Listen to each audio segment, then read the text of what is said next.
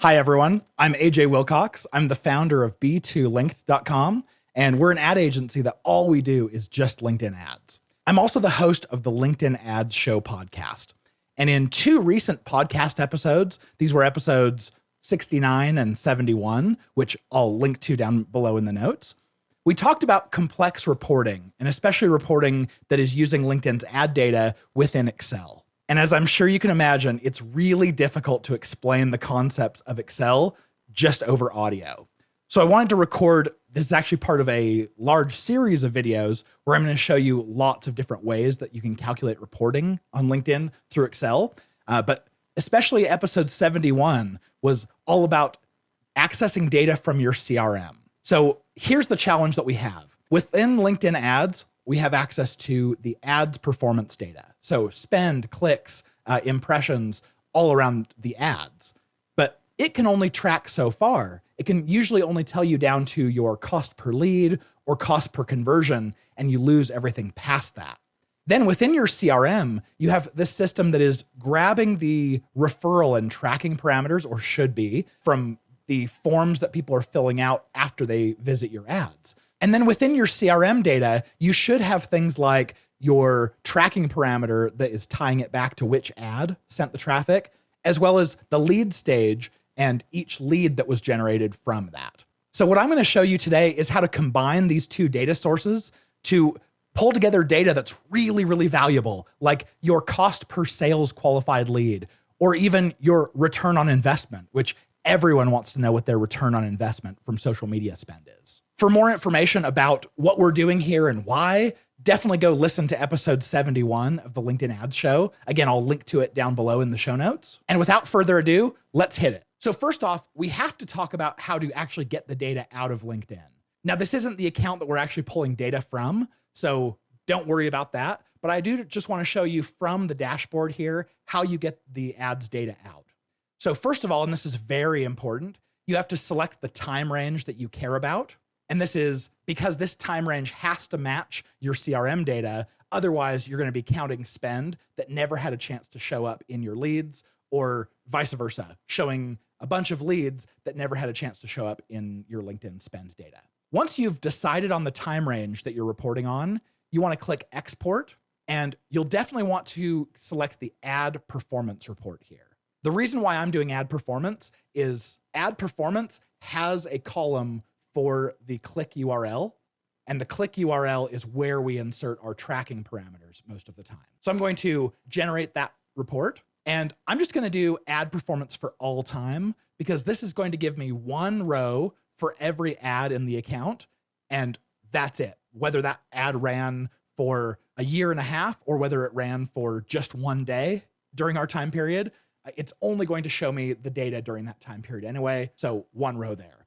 When I hit export, it's going to show me a spreadsheet that looks a heck of a lot like this. So what you're looking at here is the data as it comes from LinkedIn. And the very first things that I want to do with this data, I like to prep it for my own analysis. And the way I do that is, first of all, I get rid of all this metadata here at the top. So I just right click and hit delete. And that sends all of my headings up to the top. I also like to, and I'm on PC, so I'll talk through the keyboard shortcuts on PC. If you're on Mac, I'm sorry. I think Mac users totally get screwed inside of Excel, but I'm sure you can Google and figure out the same keyboard shortcuts. I'm going to do Control A to select everything here in the sheet. And what I want to do is, first of all, I'm going to do Control Shift L that puts filters and makes it really easy to sort all of these columns.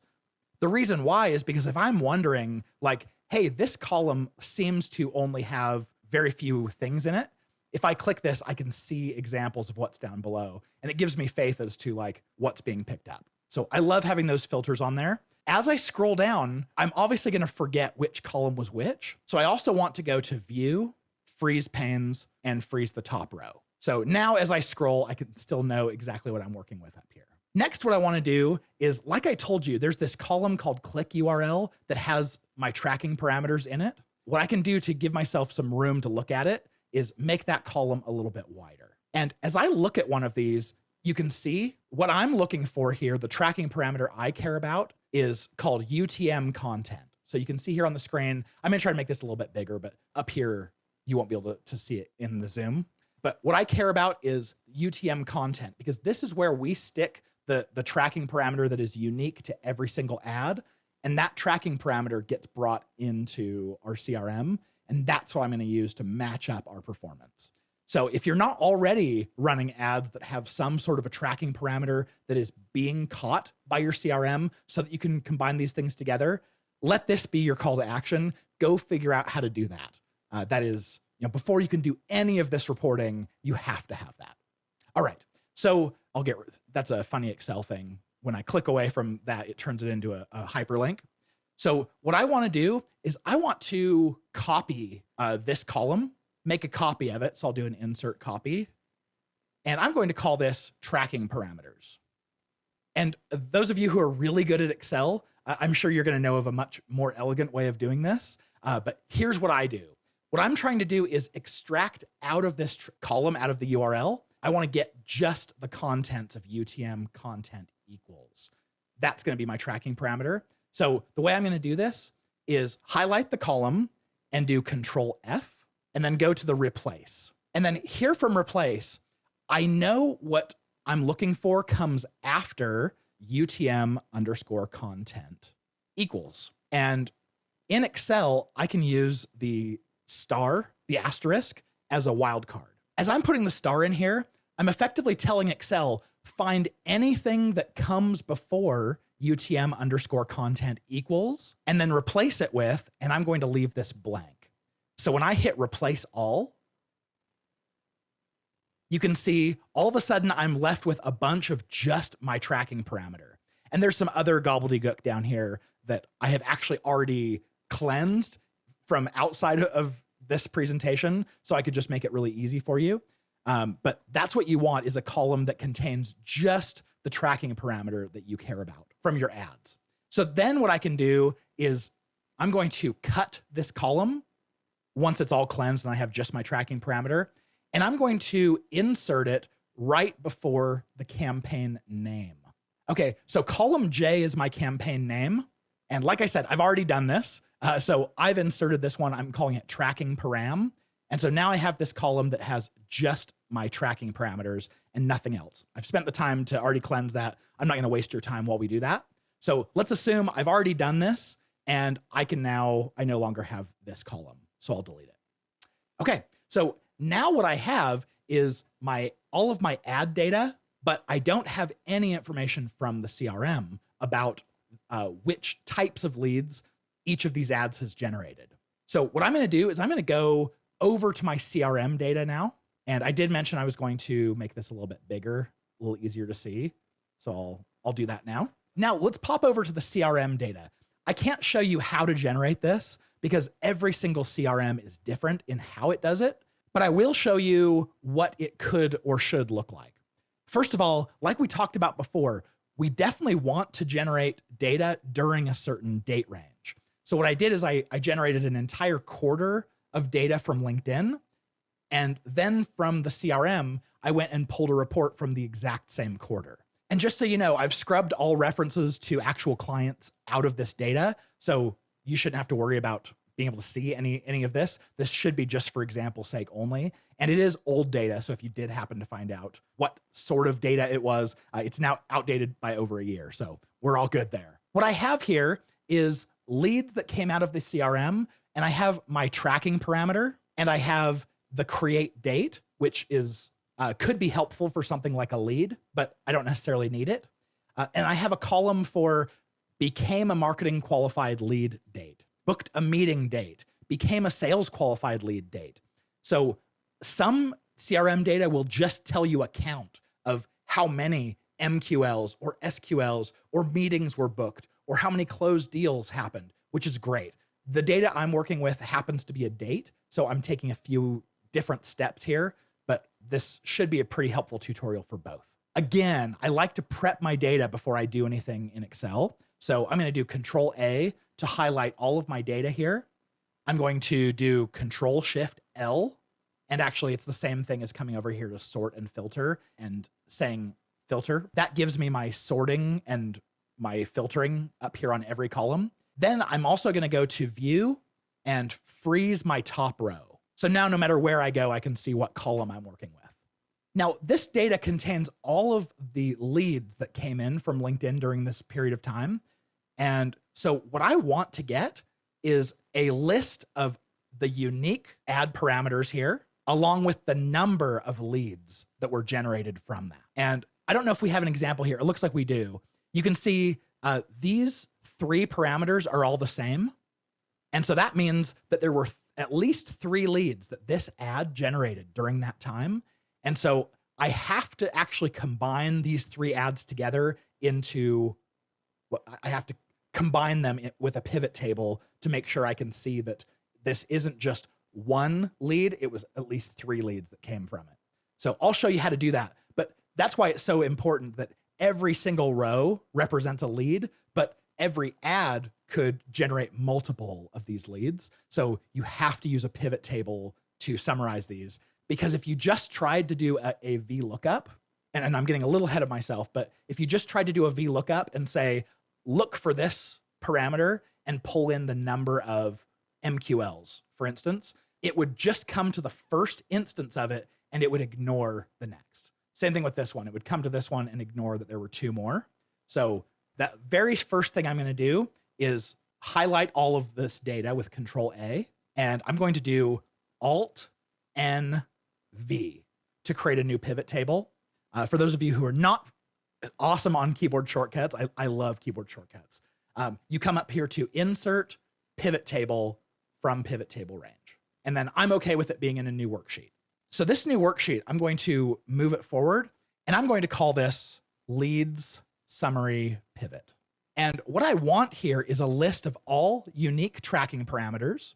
So I'm going to grab tracking parameters here. And then I also want a count of the number of leads that were generated from each of those parameters. The easiest way I can think of to do this is actually grab the same parameter again and bring it down into values. So you can see Excel automatically made this a count, which it's counting the number of times that that record was associated to this parameter. So basically, because this table right here, every single row is a lead, we want every single row accounted for. And so what we have is a count of every time there was a row in, or a value present in tracking parameter. So this is pretty cool. As I scroll down, I have my tracking parameter along with the number of leads that were generated there. That's pretty cool. Okay, so that's going to be really helpful to us in a little bit. Next, I want to make a copy of our original leads table. So I'm going to right click on that tab and go to Move or Copy. I'll create a copy and move it to the end. And I'm going to call this one, the next one is MQL. So this is actually all the same data as we had in leads, which isn't super helpful to us because all of this data is already sorted, because I like to prep all my data in Excel first. I know I only want the data that is an MQL to show up here. So I'm going to come up here to became a marketing qualified lead date. I'm going to sort it from A to Z. So basically, if it's not a marketing qualified lead, it's going to fall down to the bottom here. And then as I scroll down, there are a lot of MQLs. So I'm just going to take a little shortcut here. Okay, once I get to the end of my data here, I'm just going to delete all of the data that we don't care about, because if it didn't generate an MQL, I don't want it on this table. So I'm going to highlight it, scroll all the way to the bottom. You can do this with Control-Shift-Down on the PC, and it'll just go to the end of your data. And I can right click anywhere here in the rows and hit delete. Okay, so now this MQL data it only contains the leads that became an MQL. And I'm going to follow the same thing that I did with creating the leads summary pivot. I'm going to create an MQL summary pivot. So I'm going to do Control A to highlight it all. Again, I'm going to create a pivot table, insert pivot table, data range. Okay, I'll move this to the end, and I'm going to call this one MQL summary pivot. We pretty much get to do the same thing here. I'm going to do tracking parameter here, and then do a count of when it became a marketing qualified lead. If we look here at the end, you see the count is 2188. It would actually be the same if I just pulled tracking parameter down again 2188, because this table only contains those who became an MQL. So you can pretty much use whichever of those parameters you want here in values to get that number. Okay, so now I have this cool pivot table that shows me just the tracking parameters that were associated to something that became an MQL and the number of MQLs that generated. We'll come here to MQLs. Actually, I'm going to start from leads. I'm going to duplicate this again, create a copy and move it to the end. And I want to make this one meetings. What I'm going to do is the same thing that I did with MQLs, but I'm going to grab only those that had a meeting. So if I come up here to meetings booked, I can sort A to Z and scroll to the bottom of this. Okay. And now if I highlight everything that doesn't have a value in meetings booked all the way to the bottom and delete, I am left with only the leads that generated a meeting. And then I'm going to do the same thing of creating a pivot table here. So Control A to highlight everything, Alt N V to create a pivot table. And then now I care about the tracking parameter here under row that shows all my unique ones. And then I can bring down tracking parameter again, or I can bring the date of meeting booked and have it do a count. And I have 535. Okay, so we're looking good so far. I'm going to move this to the end and retitle it now Meetings Summary Pivot. And from our data, I only have one more that I'm going to do. So hopefully this isn't getting tedious for you. I'm going to copy our leads table again, because that's where everything starts with. I'm going to move it to the end, and I'm going to call this SQL. And again, come here to became a sales qualified lead. I'm going to sort this by A to Z. So I'm left with only those who had an SQL date. I'm going to copy everything down below and delete. Okay, so now we're left with just SQLs. And as you've guessed it, I need to now pivot this. So I'm going to Control A to select, Alt NV, create a new pivot table. And as I'm sure you've guessed by now, I'm going to name it SQL Summary Pivot. We're going to do the same thing here where we do a tracking parameter and then a count of who became a sales qualified lead. And as I scroll down to the bottom here, 238, that looks right. Cool. So now I'm left with all of these summary pivots that are going to help me here in the next step. Okay, as I come back here to my ads data, I want to go all the way to the end, past all the different performance data, and I want to create a new column for each of the different kinds of leads, and we're going to bring them in. So I'm going to create one for leads. I'm going to create one for MQLs. I'm going to create one for meetings, and I'm going to create one for SQLs. Okay, so where do I get this data? Well, I know I have this tracking parameter that is over here in a column. We'll find it here. And actually, to make this easy, I might just hide a bunch of this stuff. So I'm just going to hide a bunch of the columns here in between, making it really easy to access. So I'll just right click here and hit hide. Doesn't mean the data is gone. It's just going to make it easier for me to see. Okay, so I have this tracking parameter right here in column I. I can now grab the number of leads that of each type that have this tracking parameter by using a VLOOKUP. So I'm going to put both of these on screen at the same time so you can see what I'm doing. Okay, here on the left, I have our ads data that we're working with. Here on the right, I have those summary pivot tables that I built with leads, MQLs, meetings, and all that. So I'm going to do a formula equals VLOOKUP, and I'm going to tell it, this is the parameter I'm looking up, comma, and then look it up in this bunch of data right here, this table. And I'll scroll all the way down.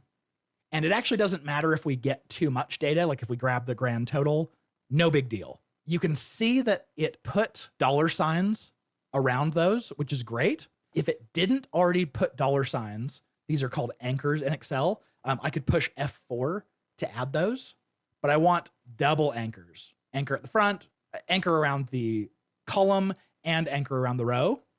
And I'll explain why. Okay, so that is our table array.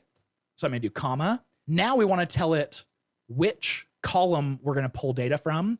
VLOOKUPs look at their own column and call themselves number one. So we don't want to return our own column. We want to return column 2. That's the one that has the count of the leads that were generated. So I'll put 2 here, comma, and then I always put false. If you put true, it will try to approximate. If it looks close, it will try to guess.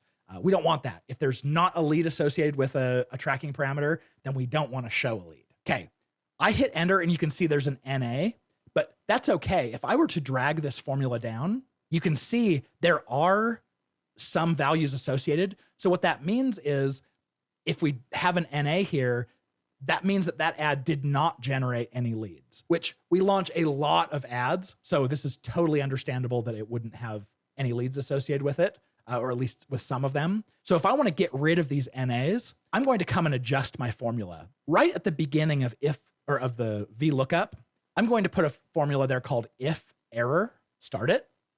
I'm going to go to the end of my formula where it used to be the end.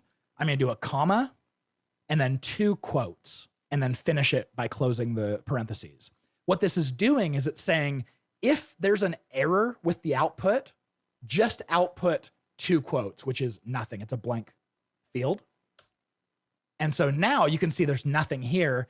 And if I drag this down, we have nothing until there is something. So this is cool. And actually, instead of the 2 quotes, I'm going to put a 0 because I want it to fill it with zeros. If there's nothing, we might as well say nothing. Cool. So that gives us now a column with all of our lead counts. I'm now going to go and do exactly the same for MQLs. I named these tables over here exactly what I wanted to, where it's all the same except for just the word at the beginning. So this aids me a little bit. I've already created this cool formula to pull in leads. If I copy exactly what that formula says, put the same thing here under MQLs, but instead of pulling from leads summary pivot, I'm going to pull from MQL summary pivot. Let's see if that worked. If I scroll down and see, yep, I see some non-zeros here. So I know that one worked. I'm going to do the same thing with meetings. So instead of lead summary pivot, I will do meetings. I think it might be meeting summary pivot. Okay, perfect. That was what we wanted. Drag that down. And of course we see some non-zeros. This is great. Then under SQLs, I'm going to do exactly the same thing. I'm going to change this from leads summary to SQL summary. And like that, I drag that down. Okay, cool. So what it's doing, and the reason why I could just change the cell reference, all of these tables here, the lead summary pivot, the MQL summary pivot, everything is all in the same place. They all start on A4 with the data. And so it allowed me just to very quickly do that. Cool. I have everything now out of this data or out of my CRM data that I need. These are all filled out with VLOOKUP formulas, which means if I change the data over here, it could adjust something and change it, which I don't want. So this is what I do with every time I run a formula across a lot of data like this. I'm just going to copy all of these new columns that were all created by a calculation. I'm going to do Control C to copy them. And then I'm going to go here to paste special, or I can just click on the values button here, but I want to paste these as values. So now they're no longer a formula referencing the data over here. There's just a 13 in this column. There's just a 9 here. So now I can make this one full screen again because everything else we're going to do from here on out is going to be in all of this data. The next thing I'm going to do is take all of this new cool data that we've generated, and I'm going to create a new pivot table so I can leave all of this alone. I want this for historical data and information, but I'll take all of this and I'll create a pivot table out of it. So again, Alt and V and enter. And then I care specifically about the tracking parameter, and I want to know each one of those tracking parameters, how much did it spend? LinkedIn calls this total spent. So I drag it down here. It's important that Excel picked up that they're numbers, and so they are summing them together, which is cool. I also want to bring in all of my new data that I put in there. I already had a column in there called leads, so it became leads too, but MQLs, meetings, SQLs. So now I have all of these. This is cool to have in one table. I may also want to pull in a little bit more information. I know each one of these was an individual ad, but knowing that it's an ad doesn't really help me all that much. So I'm going to come over here and create a column for campaign, because maybe at some point I'm going to want to look at which campaign or audience is driving most of the performance. I might also want to pull in like ad copy or the ad intro. If I was interested in which offer or which landing page people were associated with, I could pull that in as well. So I could do offer or landing page. And I can pull these in very simply with a VLOOKUP. What I'm going to do is do equals VLOOKUP. I'm going to look up this tracking parameter because all the other stuff is based off of it, comma, and the table array, it's actually back in our original data here. So I'm going to look here at our tracking parameters, and I actually input those right next to campaign name because campaign name is in J.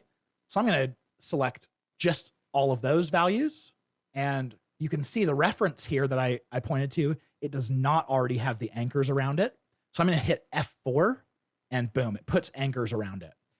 The anchors, the reason why they're important is if I ever drug this formula down, this VLOOKUP formula, what happens is Excel, every new row that it would look at, it would shift these down a row. So it starts in row 1 here, and then in the next cell, the table would actually shift down and start in row 2, and your data would start to get off over time.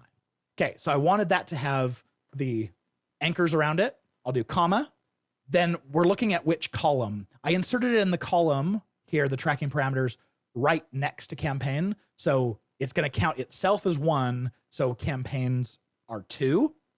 So comma, and then like I told you before, false, and then end it.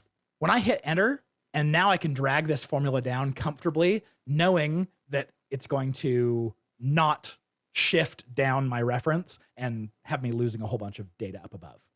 That's what the anchors do. Okay, like I said, I could go and do the same thing with bringing in the ad intro, the offer landing page. I won't waste your time with that right now. Just know it's the same exact process. But now I have the campaign, which is cool. This next step is kind of a bit of an Excel hack. I'm going to move this sheet over just so everything is in a row. I'm going to call this one spend pivot. This is our second step. I'm going to create another one, and I'm going to call this spend pivot 1. What I'm going to do is I'm going to take all of this pivot table, highlight it all, hit copy, and then I'm going to come over here and paste it special as values, or just click values. And the reason why is because I was just about to do another pivot of this data, but you'll see if I tried to pivot this data, Alt N V, oh, pivot table is totally grayed out. It's because you can't pivot a pivot table. But since I dumped all of this same data into not a pivot table, I now can pivot this data. So it changed row labels here because it's a pivot table. I'm going to change this back to tracking parameter. And it added, the pivot table added sum of to all of these. I'm going to clear those out. So this is just going to be total spent, leads, and I'll get rid of the 2 here. Sum of MQLs, I'm just going to have it say MQLs. Sum of meetings, it'll just be meetings. Sum of SQLs will just be SQLs. And we have campaign. Cool. So now what I can do is pivot this data, Alt N V, enter, enter. And I'm going to call this one final pivot, which means we're getting close to the end here, which is awesome. I want this to be a campaigns report. So I'm going to bring campaigns here into rows. Then I'm going to bring in some stuff that I care about, like total spent. You can see it automatically dumped it under values because it knows that these should all be summed together, which is important because in our data we had before, every row was an ad. But several of those ads fit underneath the same campaign. So we want this pivot table to aggregate them and add them together. We can also bring in leads, MQLs, meetings, SQLs, all here into our data. Now I want to start doing some really cool calculations. One thing you'll notice is spend here doesn't look very clean. What you could do is highlight this column and then come up here to the $sign, and I could turn that into dollars. But the problem is that Excel doesn't actually respect that. The next thing I add to the pivot table, which I'm going to add a whole bunch of stuff here quickly for you, it would then reset every time I added something new. So here's a trick. If you double click on the column header and come to number format, and I tell it I want it to be a currency. Now, no matter what I do to the table, this is always going to show in dollars. And I can do that further here as well. I call this the poor man's way of adding to a pivot table. I call this the poor man's way of adding to a pivot table. I could come here and add a column called cost per lead and just do the calculation here, like equals cost is B4 divided by number of leads, C4. And it'll give me a divide by 0 because obviously there's a 0 being divided. But I don't like this because if I ever sorted or added anything to the pivot table, this wouldn't calculate the proper number of rows. It's not part of the pivot table. So I'm going to show you something that I use all the time that I love. It's actually making calculations part of the pivot table. So if I'm clicked within a pivot table here, I can click on Pivot Table Analyze up here at the top and go to Fields, Items, and Sets and Calculated Field. Okay, I'll move this over here. I know this might be hard to see. I'm going to create a new column here called CPL, and my formula, I delete the 0. I can double click on cost, total spent, divided by number of leads. Double click. And when I hit add, look at this. It creates a whole new column as part of my pivot table. So if I add anything to the pivot table, it's always going to calculate my cost per lead. That's pretty cool. There's a whole bunch of other things I want to add here. So I'll kind of take some shortcuts, but we do the same thing here. Calculated fields, items, and sets, calculated field. I want to do one for cost per MQL. And again, that's total spent divided by number of MQLs. If I hit add, it'll let me keep doing stuff. So it added it, and now I can move on. So now I create my next one, which is cost per meeting. And I can delete MQLs here and add meetings. Add. Same thing here with cost per SQL or sales qualified lead. I come and delete meetings, double click on SQLs and hit add. When I hit OK, you can see it's now created all of these columns that are all part of the pivot table. Very cool. The other thing that I want is I want to know my conversion rates. I want to know my conversion rate from click to lead. And I want to know from lead to MQL, how many of my leads turn into MQLs or marketing qualified leads. I want to know how many leads turn into meetings. And I want to know how many meetings turn into sales qualified leads. So I want to figure out these conversion rates. I'm going to come up here to Fields, Items, and Sets, Calculated Field. And first off, I'm going to do my MQL conversion rate. This is the number of MQLs divided by the number of leads. Add. I also want to do my meeting conversion rate. This is my meetings divided by my MQLs. Add. And then my SQL conversion rate is my SQLs over my meetings. Now you can see from our data here, it's not very clean. These are all supposed to be dollars, but there's a lot of divide by zeros that are kind of gross, and it's not showing it as being dollars. Going from the way I usually prep data in Excel, again, I'm going to show you the same thing just to make this easier to look at. I'm going to highlight the row right below the headers. I'll come up here to View, Freeze Panes, and I'll click Freeze Panes. What this does is it freezes wherever I was. Now I can see my column headers. I want to fix all these. So first of all, I'm going to make them all dollars so they're really pretty and easy to read. I do that the same way. I double click on the column header here, go to number format, currency, and hit OK. And then OK again. So now you can see they're all dollars. It doesn't get rid of the divide by zero errors, but that's okay. We're working here. I'll come and do the same exact process here to all of them.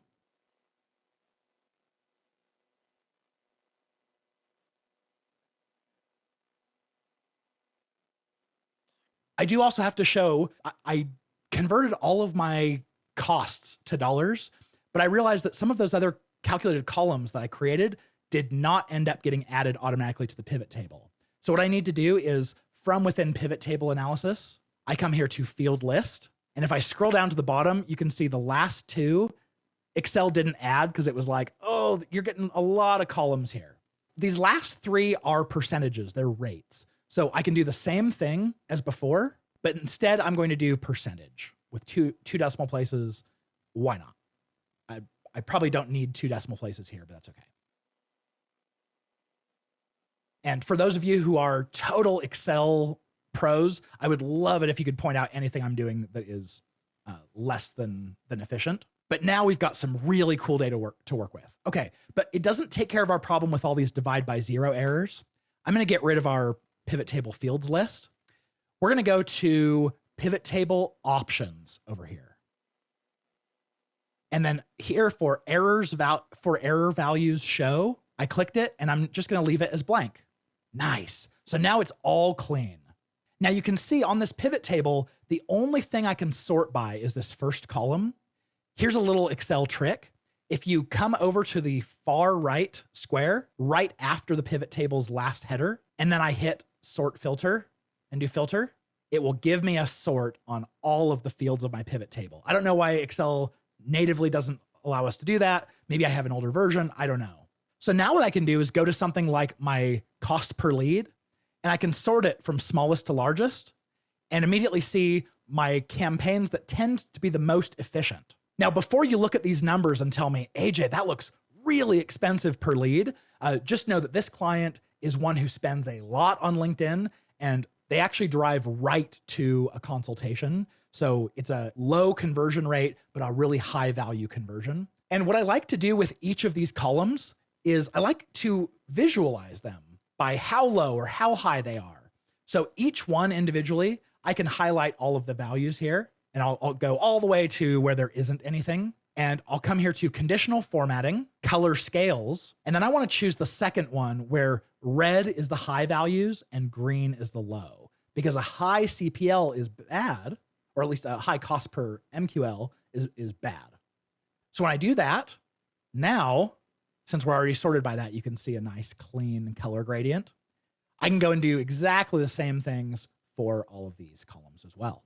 I won't show you that one, but one thing that might be interesting to find out is let's go look at all of the campaigns that they convert poorly from lead to MQL. So let's highlight all of this. At the bottom, we have a whole bunch of campaigns that didn't spend anything or didn't generate anything.